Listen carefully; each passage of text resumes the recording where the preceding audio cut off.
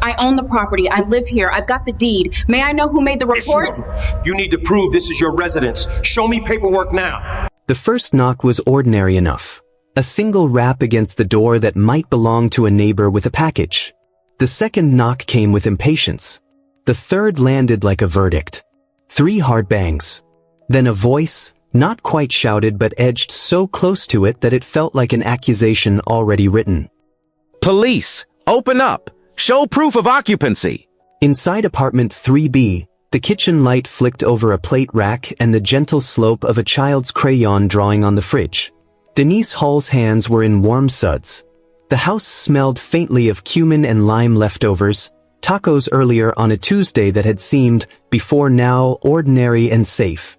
Her mind was still on tenant emails, the spreadsheet on her laptop, the plumber who wouldn't return a call. She had a life of small, relentless logistics. Tonight was supposed to be the contained, manageable kind. But the knock cut through all of it.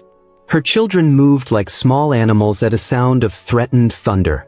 Maya peered around the corner with wide, trusting eyes. Jordan, headphones hanging from one ear, straightened as if bracing for a sudden storm.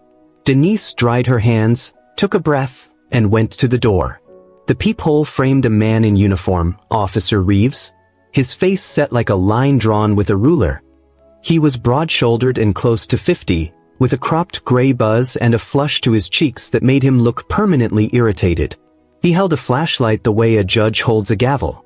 When she opened the door, Reeves pushed his weight into the hallway. He did not ask. He demanded. "Are you Denise Hall?" he barked. "Yes." She kept her voice small and even, because she knew the character of the night depended on whether she responded with panic or with measured control. Panic would be his opening. "You need to prove this is your residence. Show me paperwork." His tone landed with the practiced finality of someone used to being obeyed. Denise's pulse threaded up her neck, not because she had anything to hide but because she had seen this scene before in other people's lives, and she had always wondered what it would feel like when it was hers. There was a particular humiliation to being asked to prove the obvious, a slow, corrosive erosion that took no dramatic form. No shouting. No slurs. Just the implication that citizenship and belonging were conditional. "Officer, may I know who made the report?" she asked. He snorted, the sound of someone who believes the world confirms his suspicion before he has to look. "Irrelevant. You produce an ID or a lease, or we'll remove you." There it was, remove. Remove as if she were a piece of furniture to be shifted aside. Remove as if the place she'd kept safe for herself and her children, the place she paid for, the place she rented and managed, were optional. She reached for the entry drawer where she kept important papers, and the motion was enough for Reeves to bark, slowly. Hands visible. Jordan stepped in front of Maya. His face was a map of adolescent defiance and fear. "What are you doing?" he asked. "Back up," Reeves said to him without softening. The words were not an order to Jordan, they were a show of ownership over the space. The hallway tightened around that ownership.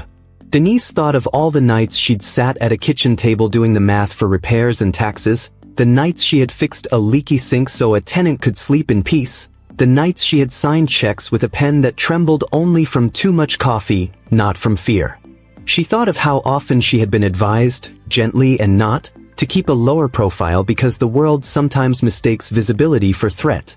She felt that old, tired familiarity again. The way people's imaginations would fill in the blank spaces with suspicion. It's private. It's quiet. It builds in the small things. Delayed eye contact, a louder voice across a room, a hand hovering at the small of a person's back as if to steer them like luggage. He was in her hallway now. That alone should have been a wrong. A formal boundary crossed. He narrowed his eyes, scanning the living room like he expected illegal shadows. Denise pulled the file out and opened it. Lease, W-9, bank statements, business registration, tenant records. She handed them to him with the slow, controlled motion of someone offering artifacts, not evidence of guilt. Reeves didn't take the folder. Instead, he swept the apartment with a look that said he had already decided the story before he checked the facts. "You keep 'em neat," he said, an observation meant to be compliment and suspicion at once.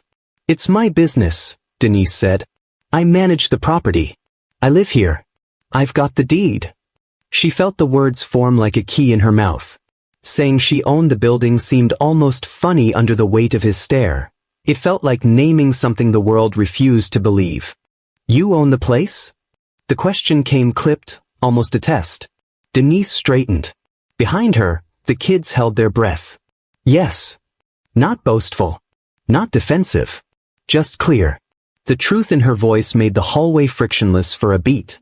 That clean, bright moment when fact confronts prejudice and the room has to decide which to accept. Reeves blinked. For a second, his posture shifted, irritation recalibrating into a small, private unease. He took a step back as if stepping off a line. Denise reached deeper into the file and drew out a crisp document with a government seal.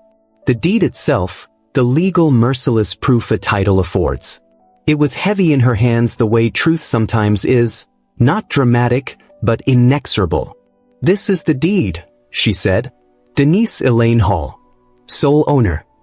The hallway seemed to inhale.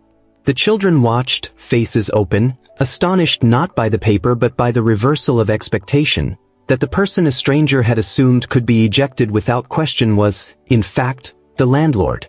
The man who had barged in with certainty had to fold the certainty away like a used map. Reeves' jaw worked. He was a man trained to assume narrative. Suspect steps into frame, officer removes threat, order restored. In his calculus, an unremarkable piece of paper could not undo the muscle memory of suspicion. He searched for a loophole, a procedural box to tick where doubt could persist. Denise held his gaze. The room felt thin, like an overused sheet stretched across a bed. Her voice lowered to an edge. You can stand there and ask me to prove my right to exist in my own home, or you can step back and I can explain why I had to be steady tonight while fake reports circulated. She did not say it to humiliate, she said it to pin a moral fact beneath his authority. He took a breath and opened his mouth. The syllables were getting ready to attack, to reassert his authority. But a new sound cut through, a voice down the stairwell, measured and incredulous, calling his name. Officer Reeves? The voice called. What are you doing in my building? Step away from them. Denise looked up. The figure in the stairwell was not a stranger. He was someone she had known years ago, a tenant-turned-friend, someone with a key to this place, someone who knew how the building functioned and who had always been sharp about the boundaries of the law. His presence shifted the energy again, only this time it foreshadowed a different pressure. Witnesses, neighbors, history pressuring in.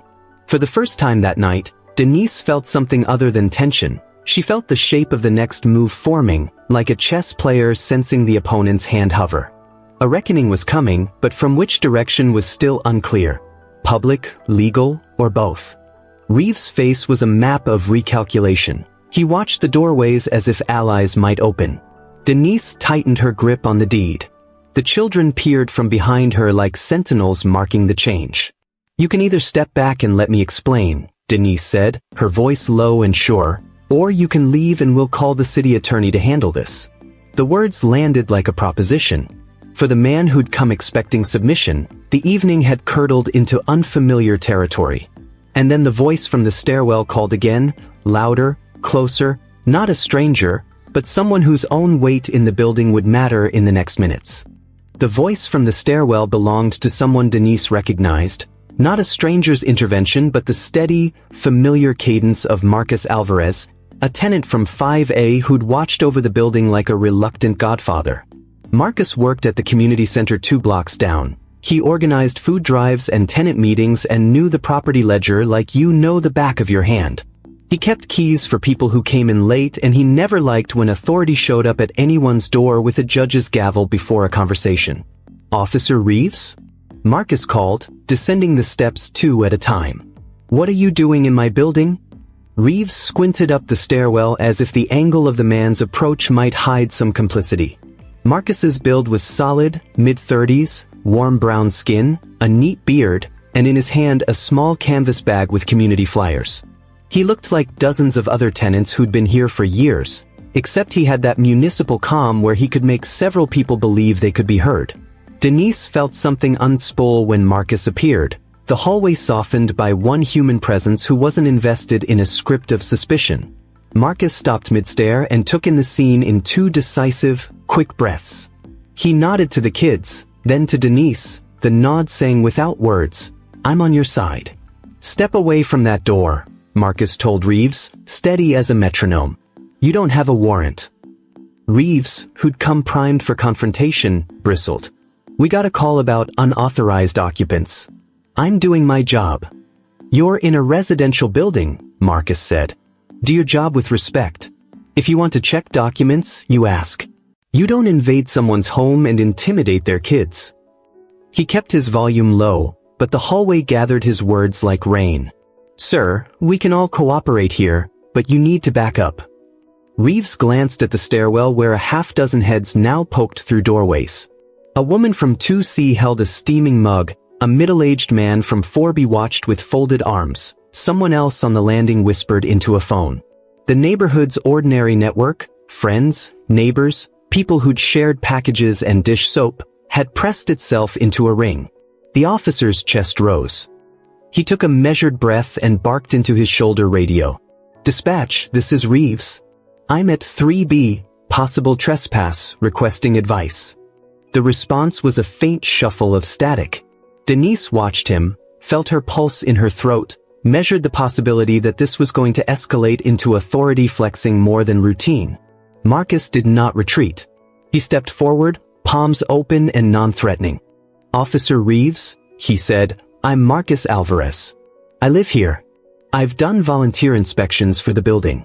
If you need anything formal, call the building manager's line and I'll give it to you. But you do not come in here and speak to children like criminals." Reeves' jaw worked.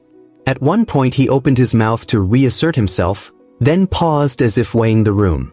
A policeman takes a risk when he steps back. Superior officers don't like tape that shows hesitation. But the hallway wasn't empty tonight. The civic muscle of neighbors, the human witnesses, had made an invisible law heavier than Reeves' expectation. Denise felt something else happen inside her, something less sharp than victory and more like a settling of a muscle. Support took shape, carried by people she hadn't asked to show. Her children flinched but held to her. She realized how little of the public's idea of home accounted for how many people stand on the edges to keep the edges from fraying. Tonight those edges had neighbors. Marcus reached into his bag, pulled out a small stack of building association cards and held them up as proof that this building was known, lived in, and defended. His voice was simple and plain. "We're tenants and owners here. We'll sort this without theater." That's when someone from 1A, a young woman named Rita, who ran a late-night bakery delivery and had a camera on her phone permanently at the ready, stepped into the stairwell and started recording.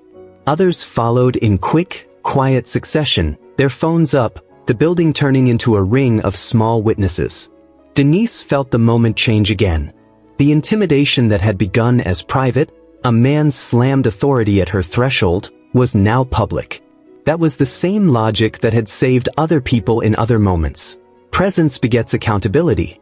Reeves' radio chirped back. "Reeves, hold your position. Back up en route if you need it. Confirm address." He gave the address. There was a rustle of footsteps in the hallway outside then.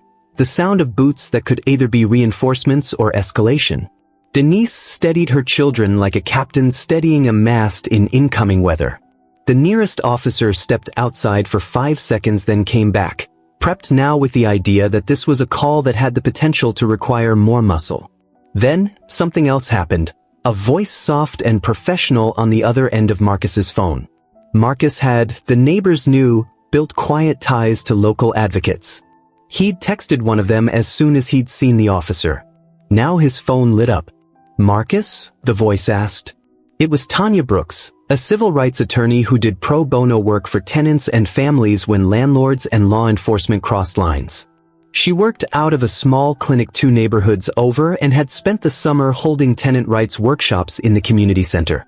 Marcus kept her number because she had helped a friend expedite an unlawful eviction months earlier. "Tanya, I've got Reeves at Denise's place. He's in the hallway telling her to show proof. He's threatening to remove them." Marcus's voice stayed flat, the way you keep your breath even when you're telling bad news. "Hold, Record. Don't move their kids. I'm parking now, Tanya said. Her words were a promise that made a thing feel less exposed. They made the room feel less solitary. The first police car's engine rolled slower up the block.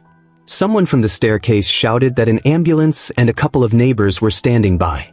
Rita's camera kept rolling, her thumb steady. Denise felt something like gratitude flood through her.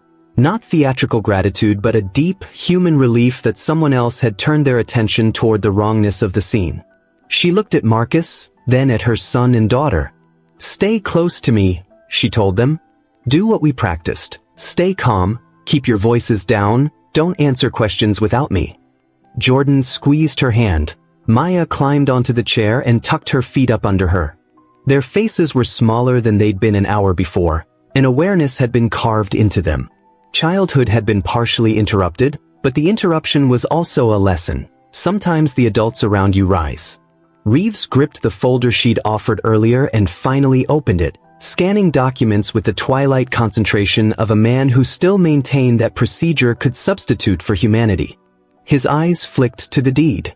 He made a small, dismissive noise. Whether that was skepticism or an attempt to mask his recalculation, Denise couldn't tell. At that moment, automatic sympathy loosened in the stairwell. People's phones murmured like a field of small locusts. The building's energy steadied into the single frequency of attention. And outside, undeniably now, someone had called a local news tip line. A voice on the line said there were police at an apartment and that someone was being accused of trespass in her own home. News vans took their cues faster than the sirens, and in neighborhoods like theirs, the cameras moved on rumor. Reeves felt the pressure of witnesses. He lifted his radio and mumbled into the mic, "I'm holding copy. I'll stand by." "You don't get to be the judge of a home, officer," Marcus said. "Not tonight. Not here." The officer's mouth twitched. He could have walked away. He didn't. Instead, he tucked his hand into his belt like a man reflexively reaching for the shape of power. The action made several people in the stairwell tense. That's when Marcus did something small and decisive. He called the building's legal liaison on his other line. Denise watched as Marcus's jaw set like a hinge. He negotiated a cadence on the phone, his voice soft but sharp. "Tanya's on the way," he said into the handset, then to the group. "We keep this recorded. We keep it calm. We keep them visible." Minutes stretched. In that interval, Denise thought about the deed in her hand, the inked signature, the legal pulse that defined property and ownership in language most people would accept.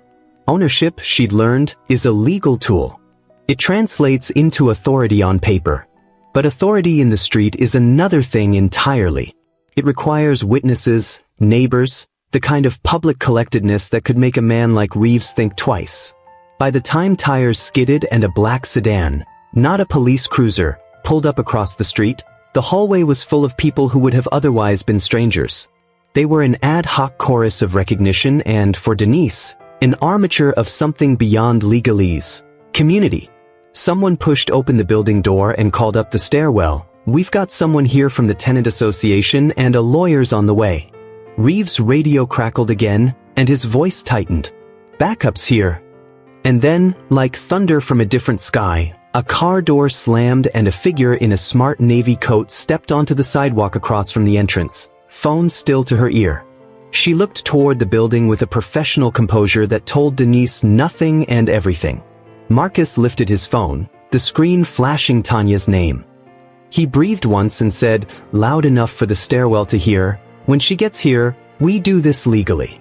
We do not give them a pretext." Denise clutched the deed. Her children watched. Marcus's neighbors watched. Reeves watched. A pair of blue lights cast the hallway in cold stripes as another cruiser arrived, and a camera on a tripod steadied across the street. Voices layered, some anxious, some furious, some practical. "Call the press. Record everything. Get names." Denise's throat was dry, but it wasn't only fear. She felt something sharpening into resolve. Ownership on paper had landed her in a hallway facing a man determined to make her prove what was hers. But the night had already shifted. The building had become a small theater of accountability, and the actors were neighbors who refused to be extras. The sedan's driver killed the engine. The woman across the street clicked her phone shut and looked up the steps, towards the door, towards Denise, towards Reeves. She walked toward the building in measured steps. Denise felt all the air in the hallway focus on that approach. Whatever came next would not be just about procedure. It would be about visibility. And now, for the first time since the knock, she did not have to stand alone. She straightened the deed like armor in her hands, and as the woman in the navy coat climbed the steps toward the entrance, Denise mouthed a single private word to her children: "Be still." At the top of those steps, the woman paused and said something that cut through the murmurs. A single sentence that would change the night's direction and force a public accounting. But the words landed just out of Denise's hearing, and the sound of them folded the air like a page turning. What she heard instead was the city siren in the distance and the single breath before an entire block leaned forward to see which way justice would fall. The woman in the navy coat paused at the entrance of the building like she'd stepped onto a stage she already understood. The hallway's murmurs folded into silence as she ascended the stairs, her heels tapping against the concrete in measured, authoritative beats. Her name was Tanya Brooks, civil rights attorney, tenant advocate, and, in moments like this, the difference between chaos and accountability. She moved with the calm precision of someone used to entering rooms where she wasn't welcome, yet always necessary. Her gaze fell on Officer Reeves first, not in fear, not in confrontation, but in assessment. Then she spoke the sentence that shifted the night. "Officer Reeves, step away from this family.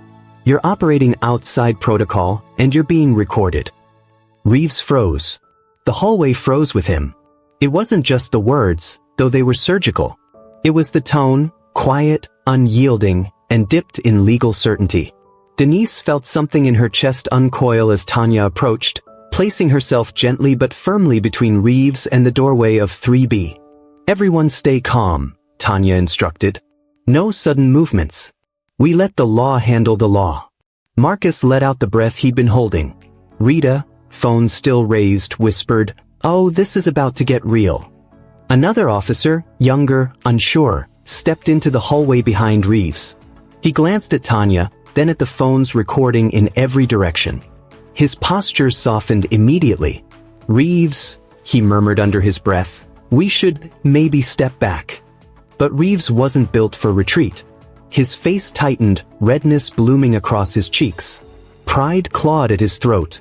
"This is an investigation," he snapped. "I have a call about trespassers. I'm doing my job." Tanya's eyes narrowed with surgical precision. "Sir, you entered this hallway without a warrant, demanded proof of residency without probable cause, barked orders at a minor, and threatened an unlawful eviction." Her voice didn't rise, it sharpened. "You don't get to say you're doing your job when what you're doing is violating your department's policy." A ripple of agreement moved through the gathered tenants. Reeves opened his mouth to argue, but Tanya continued, her tone even colder. "And before you claim you're following protocol, I've already notified the precinct supervisor. He's on his way." Reeves stiffened. That hit him square. Denise watched all this with a swirl of emotions: relief, anger, exhaustion, and the surreal realization of how close she'd come to being removed from her own property like a trespasser in the night. Tanya turned to her next. "Ms. Hall," she said warmly, "are you all right?" "Yes." Denise managed a small nod. "Just tired." Tanya softened. "You shouldn't have had to handle this alone." Jordan moved behind his mother, his voice small but steady. "She didn't. We were here too." Tanya smiled at him before turning back to the officer. "Reeves," she said, "you had no grounds to enter this hallway in the first place. And you definitely had no grounds to threaten this family." He bristled. "I got a call." "From who?" Tanya asked. "A neighbor? A passerby? Someone who didn't think a black woman could live here?" She folded her arms. "Or did you just see them and decide the call must be real?" Reeves flinched, a tiny, involuntary twitch. A few tenants whispered to each other. Someone murmured, "That's exactly what happened." Another said, "He does this all the time." A cluster of neighbors from down the hall stepped closer, speaking up. "We've seen you do this before," one woman said. "You profile people, added a man near the stairs. Always the black tenants, someone else whispered. The accusations landed heavier than any punch. Reeves looked overwhelmed, but anger was his refuge. Everyone back up, he barked. He reached for the hallway wall, as if searching for an exit that didn't cost him his dignity. Tanya stepped forward. Officer, she said calmly, you are not in control here anymore. This situation is documented, live on multiple phones, and your precinct supervisor is en route. I suggest you wait without escalating this any further. His jaw clenched. His nostrils flared. He looked like a man realizing there was no version of this night that ended in his favor. Outside, the distant hum of engines approached. Not police cars. Something deeper. Something heavier. A news van. Rita whispered, "Oh, this is about to blow up." Marcus stepped to Denise's side, a quiet solidarity grounding her. The kids clung close, watching the hallway transform into a scene that no family should ever have to endure simply for living in their home. Denise steadied her voice. She had been quiet long enough. "Officer Reeves," she said, "you came here ready to throw me and my children out. You shouted at my son. You tried to intimidate us." He couldn't meet her gaze. "And the truth," she continued, pulling the deed from her folder again, "is that you tried to evict the owner of this building." Gasps filled the air. Someone down the hall muttered, "Oh, he's done." Another whispered, "This is going viral tonight." Reeves swallowed hard. This doesn't mean anything," he stammered. "People lie." Tanya cut him off immediately. "No one lies with a notarized deed, officer." Her voice sliced through his defense like a wire. Reeves' rookie partner shifted uncomfortably. "Sir, maybe we should leave until the supervisor gets here." But Reeves' pride wouldn't let him. "Fine," he snapped. "Then get the supervisor here now." As if summoned by the chaos itself, the elevator dinged, a sound too clean and gentle for the moment. The metal doors slid open. A tall, stern-faced black man in a precinct jacket stepped out. Lieutenant Harris. Every officer in town knew him. Most civilians respected him. His presence was heavy, authoritative, unmistakably commanding. He took in the scene with one sharp, assessing sweep. Neighbors gathered. A woman holding a deed. A tense officer. 2 frightened kids. An attorney standing in defense. He exhaled slowly. A controlled release. "Reeves," Harris said. "Explain yourself." Reeves straightened, trying to recover authority. "Sir, I got a call. A trespass. Possible squatters. I was securing the location." Harris looked at the deed in Denise's hand, his expression hardening. "This woman owns the building," Tanya said calmly. Harris's eyes flickered, surprise, then restraint, then a simmering irritation aimed directly at Reeves. "Is this true?" he asked, voice low and sharp. Denise held the deed up. "Yes." Harris turned to Reeves. The disappointment in his stare was nearly physical. "You threatened to evict the landlord of her own building?" Harris asked. His voice carried the weight of a man containing anger for professionalism, not lack of feeling. Reeves opened his mouth, then closed it. His throat clicked with the effort of swallowing. Harris stepped closer, lowering his voice into an audible reprimand that still carried down the hallway. "You have embarrassed this department. You have put us in legal jeopardy. And you have violated protocols so severely that we will be dealing with this for weeks." Reeves looked visibly rattled. Phones recorded everything. Denise stood tall, her children watching her reclaim the space that had been taken from them minutes earlier. Tanya folded her arms, satisfied. Harris inhaled once, then said something that hit the hallway like a gavel. "Officer Reeves, hand over your badge." A collective gasp rippled through the stairwell. Reeves froze. "Sir." "Do it," Harris commanded. Reeves' shaking hand reached toward his uniform. Maya covered her mouth. Jordan's eyes widened. And just as Reeves finally lifted the badge from his chest, a voice from outside shouted, "Lieutenant!" Someone smashed a window on the first floor. "Thinks there's a break-in happening now." The hallway lurched with confusion. Harris spun toward the stairs. Reeves flinched. Tenants erupted in whispers. A second crisis. A second call. A second threat. But this one wasn't aimed at Denise. It was aimed at someone inside her building. Denise felt her heart drop. Because while everyone had been focused on Reeves, someone else had slipped into the building. Someone with a motive. Someone who did not want this night to end quietly.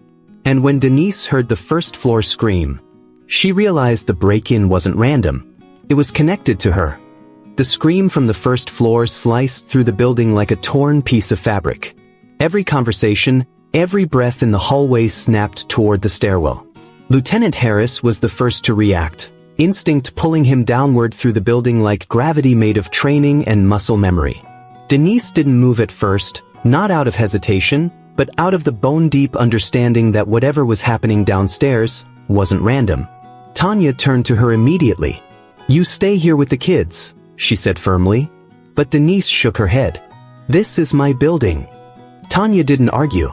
She nodded once, understanding something deeper than the words themselves, the instinct of ownership not in a material sense, but in responsibility. Marcus stepped forward. "I'm with her." And just like that, neighbors who had once been quiet silhouettes in doorways became a small protective unit, moving in formation down the staircase. The air grew colder as they descended. Not literally, the heat still hummed through the vents, but emotionally, like the entire building was bracing. At the landing between the second and first floors, Denise noticed something immediately. The hallway window was shattered inward.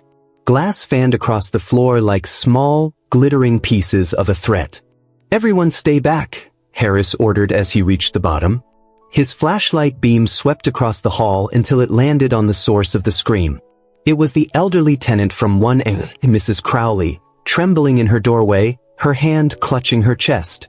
There was a man," she stuttered. He ran down the hall. He came from Denise's storage room. Denise's heart dropped. "My storage room?" she whispered. The implication hit before the others understood. Tanya's voice sharpened. "What's inside that room?" "Files," Denise answered slowly. "Paperwork. Lease copies. Maintenance logs. Everything that tracks this building's operations." Marcus's eyebrows nodded. "You keep the financials there too?" A hollow dread curled inside her. "Some." Lieutenant Harris spun toward his officers. "Seal the exits. No one leaves this building until we confirm who he was." But it was too late. A voice crackled over the radio. "Suspect fleeing eastbound. Gray hoodie. Tall, moving fast." Denise closed her eyes for one terrible beat. Not Reeves. Not a random break-in.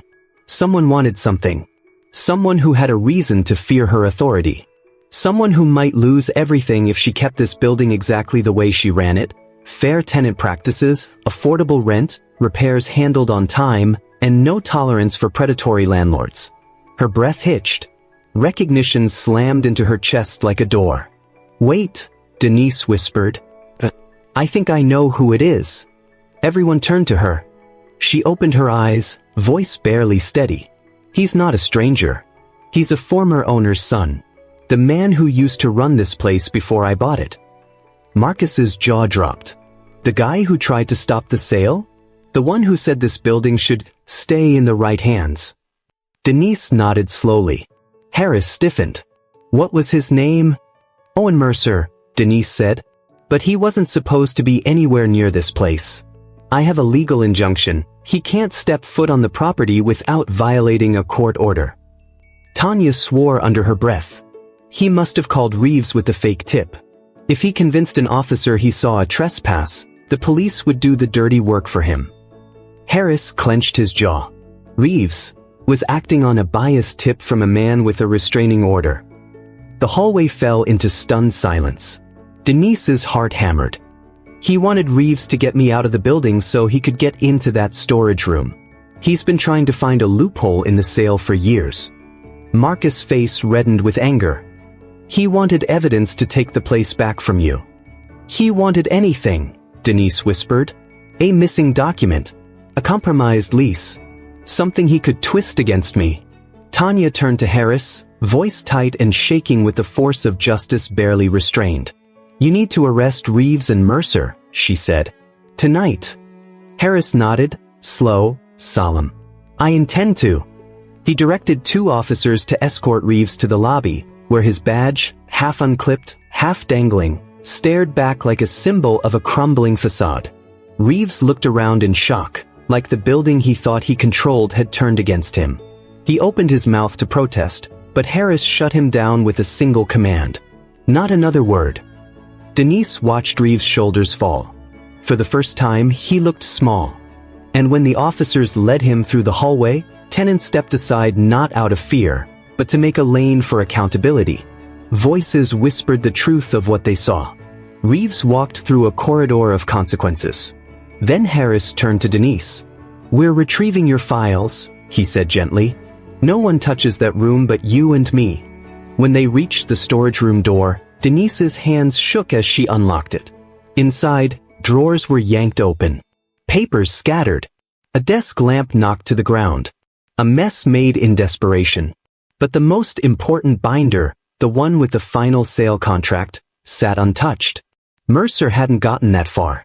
Relief washed over Denise in a trembling wave. As Harris helped gather the scattered files, a voice from outside called out, "We've got him. Suspect in custody." The hallway erupted in murmurs. Someone from 4B clapped. Another whispered, "Good." Justice wasn't just being restored, it was happening in real time. Minutes later, officers brought Mercer through the front entrance in handcuffs. His gray hoodie was torn, and his face was red with anger. The moment he saw Denise, he spit out, "This building isn't yours." But Harris stepped in front of her. "Yes," Harris said slowly, "it is.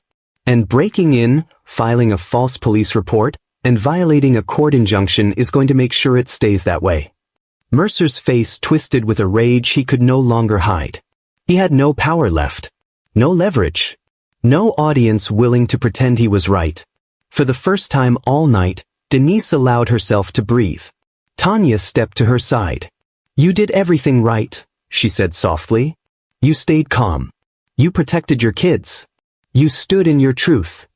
Denise's eyes burned, not from fear, but from the overwhelming strength that rises after surviving something that wanted to break you. The tenants gathered. Some touched her shoulder. Some hugged her kids. Some simply nodded in solidarity. Real, human community. Not on paper. Not in policy. But in presence. Marcus whispered, "You held your ground." Literally.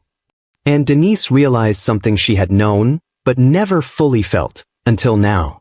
Power isn't always loud. Sometimes it's a deed in a drawer. Sometimes it's neighbors on the stairs. Sometimes it's a mother standing in front of her children, saying, "You don't get to take our home." As Mercer and Reeves were taken away into separate cars, Harris gave her a slow, respectful nod. "You should be proud," he said. Denise held her children close. "I am," she whispered. "And I'm tired." Tanya laughed softly. "You just survived a coup attempt on your own building. You're allowed to be tired." The neighbors chuckled, soft relief after a hard night. And as the last police car pulled away, Denise stood under the streetlight, its glow casting a warm circle around her and her children. This was home. And tonight proved exactly why she fought so hard to keep it. If you felt the weight of this story, even for a second, join us. Like the video, speak your experience in the comments, and subscribe so this community can keep growing stronger. Together, we amplify stories that shouldn't be ignored, and we make sure no one has to face moments like this in silence. If you felt the weight of this story, even for a second, join us.